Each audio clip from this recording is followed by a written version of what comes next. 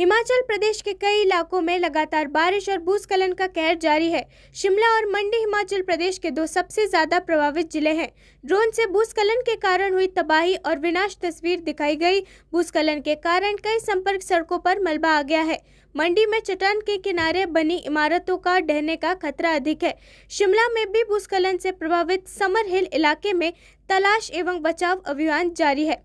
अधिकारियों के मुताबिक भूस्खलन के कारण फंसे 21 शवों में से अब तक 14 शव बरामद किए जा चुके हैं। सीएम सुखविंदर सिंह सुक्खू ने कहा है कि वे प्रधानमंत्री से मदद मांगेंगे।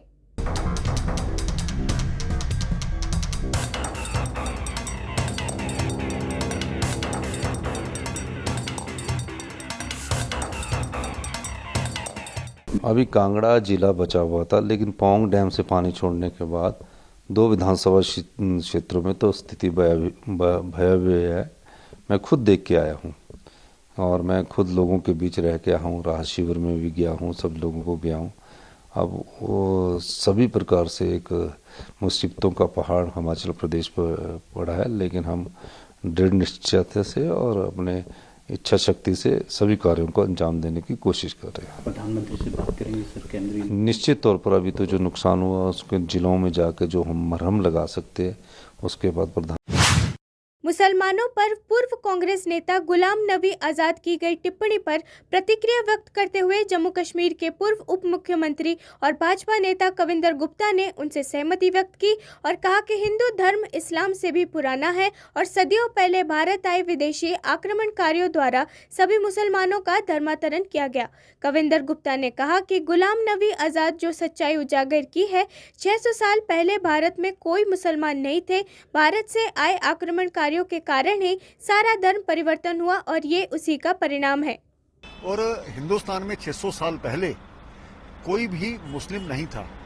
ये जो बाहर से हमलावर आए उसके कारण से ही ये सारा जो धर्म परिवर्तन हुआ, ये उसी का परिणाम है।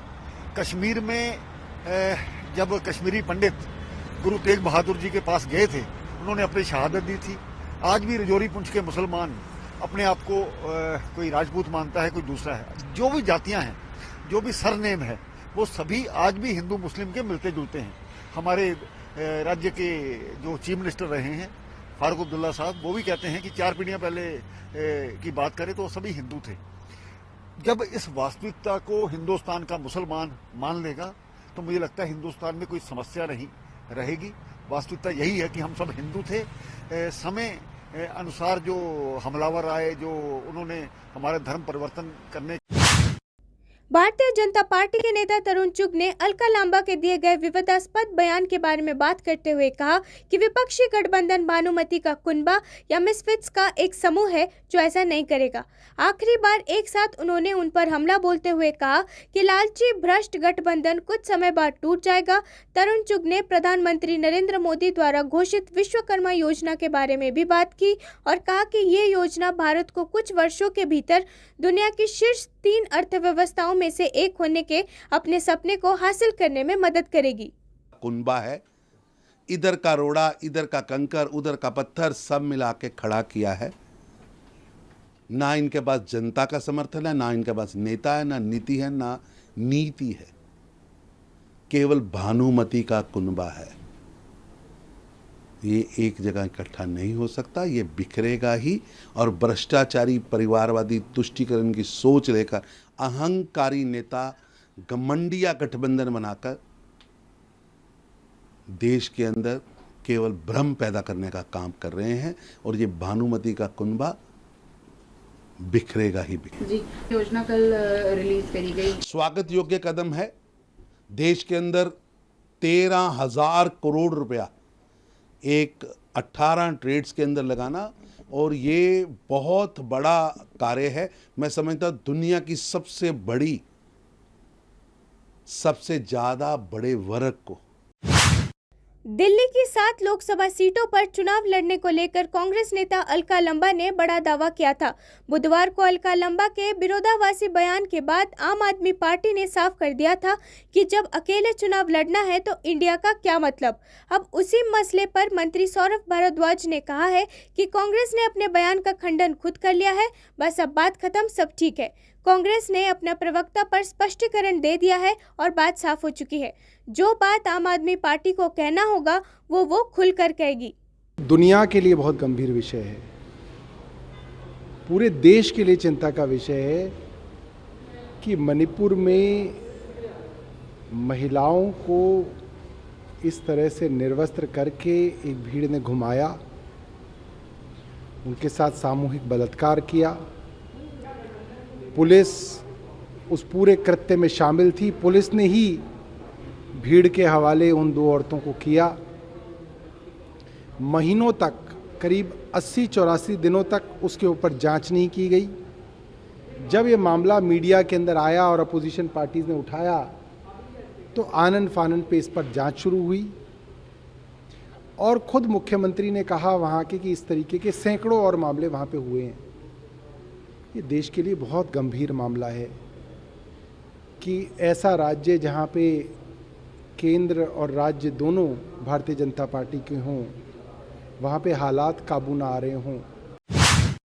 कांग्रेस अध्यक्ष मल्लिकार्जुन खड़गे ने एक बार फिर बीजेपी पर हमला बोला है। तालकटोरा स्टेडियम में महिला कांग्रेस के राष्ट्रीय सम्मेलन में उन्होंने बीजेपी पर नेताओं को पीटना और उनके खिलाफ जबरदस्ती कोई मामला दर्ज जेल में डालने का आरोप लगाया है। एक तरह से खड़गे ने बीजेपी को तानाशाही बताने की कोशिश की। एएनआई द्वारा ट्वीट किए गए वीडियो में खड़गे बीजेपी पर निशाना साधते और ये कहते हुए नजर आ रहे हैं कि आप नेताओं को पीटने और जेल भेजना चाहते हैं। अगर कोई भाषण देता है या कुछ कहता है तो उसके खिलाफ मामला दर्ज कर दिया जाता है, फिर दूसरा कोई आता है तो उसे भी जेल में डाल दिया जाता है। उन्हें नेताओं को जेल में डालने की और एफआईआर दर्ज करवाने की आदत ज्यादा हो गई है। सोनिया गांधी जी जो लोग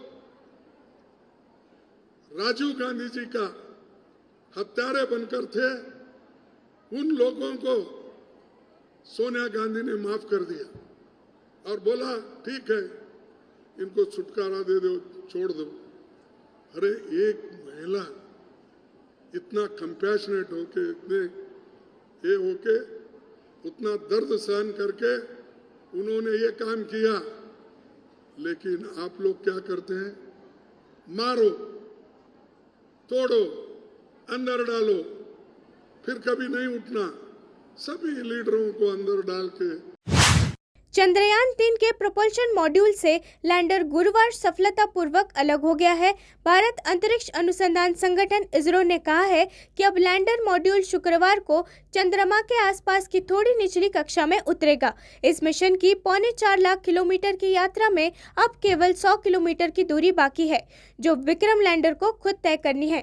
अब लैंडर को अपनी गति और ऊंचाई कम करनी है, जो वो चांद के चारों तरफ 2 बार चक्कर लगाते हुए कम करेगा।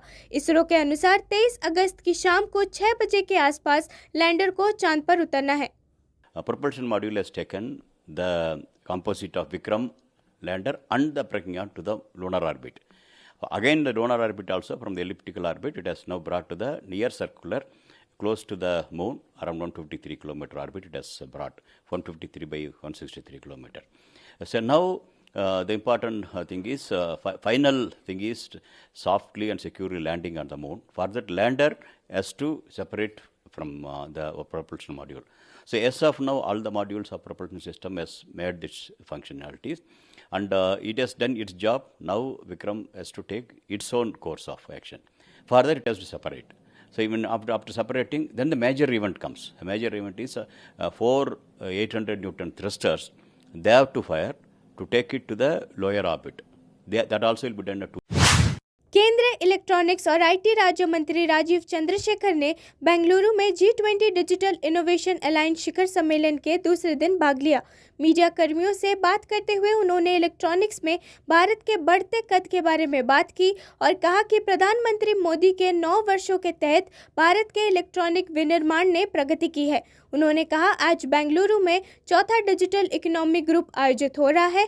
टेक्नोलॉजी के क्षेत्र में बेंगलुरु दुनिया भर में जाना जाता है। सभी जानते हैं, और ये जो एग्जीबिशन है और आज का जो DIA का जो मीटिंग है, डिजिटल इनोवेशन अलायंस, और यहाँ पे जो एनर्जी आपको देखने को मिल रहा है और आप स्टार्टअप्स देख रहे हैं, दुनिया भर के स्टार्टअप्स, एक बड़ा स्पष्ट मैसेज ये है कि प्राइम मिनिस्टर ने जो 2021 में कहा था कि आने वाले दशक एक टेकेड है और इंडिया टेकेड है, उसमें किसी को भी अगर कोई डाउट हो तो यहाँ पर आए और देख लें कि कैसे हमारे टेक्नोलॉजी के दुनिया के फ्यूचर यहाँ पे हमारे युवा लोग बना रहे हैं, रचा रहे हैं। और यही हमारे लिए फ्यूचर होगा कि टेक्नोलॉजी में इनोवेशन, क्रिएटिविटी और हमारे देशवासियों के जीवन में बदलाव लाए। और मैं तो बड़ा खुश होता हूँ जब भी मैं ऐसे युवाओं से मिलता हूँ और उनके इनोवेशन को देखता हूँ। हरियाणा सरकार ने 450 अवैध कॉलोनियों को नियमित करने का फैसला लिया है। सीएम मनोहर लाल ने प्रेस कॉन्फ्रेंस कर खुद इसकी जानकारी दी। सीएम ने कहा है कि अवैध कॉलोनियों को नियमित करने के बाद इनमें मूलभूत सुविधाओं को भी मुहैया करवाया जाएगा। सरकार ने पंचकुला से महेंद्रगढ़ और यमुनानगर से सिरसा तक अवैध कॉलोनियों को नियमित करने का फैसला लिया है। की संख्या बढ़नी चाहिए और जो पहले बन गई हैं उन पर कुछ ना कुछ जो पहले वाली शर्तें हैं उनमें कुछ छूट दे करके उनको अप्रूव करके, ताकि उनके ऊपर एक तलवार इलीगैलिटी का या एनक्रोचमेंट जो होती है उसका वो तलवार न लटके रहे, उनको सुविधा दी जाए। 2014 से 22 तक 685 कॉलोनियाँ हमने नियमित की थी और उसके बाद बहुत बड़ी संख्या में लोगों ने अप्लाई भी किया, हमने रजिस्ट्रेशन कराया।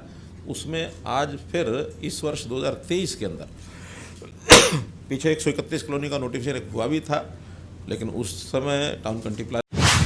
मुख्यमंत्री सुखविंदर सिंह सुक्खू ने कांगड़ा जिले के बाढ़ प्रभावित इंदौरा और फतेहपुर क्षेत्रों का हवाई सर्वेक्षण किया। उन्होंने पोंग बांध जलाशय के ब्यास बहाव क्षेत्र में बाढ़ के कारण फंसे लोगों के लिए चलाए जा रहे निकासी और राहत कार्यों का जायजा लिया। उन्होंने निकाले गए लोगों के लिए जिला प्रशासन द्वारा स्थापित राहत शिविरों का दौरा किया और शेखपुरा में राधा स्वामी मंदिर में उनके साथ लंगर खाया, जहां एक राहत शिविर स्थापित किया गया है।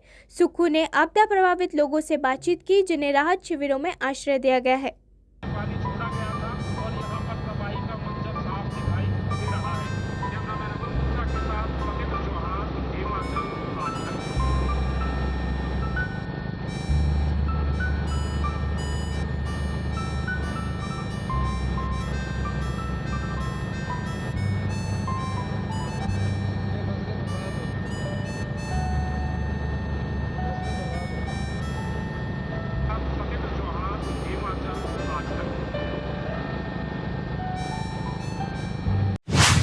कांग्रेस नेता राहुल गांधी आज लद्दाख पहुंचे। वो केंद्र शासित प्रदेश के 2 दिवसीय दौरे पर हैं। वायनाड से कांग्रेस सांसद का उनके आगमन पर जोरदार स्वागत हुआ।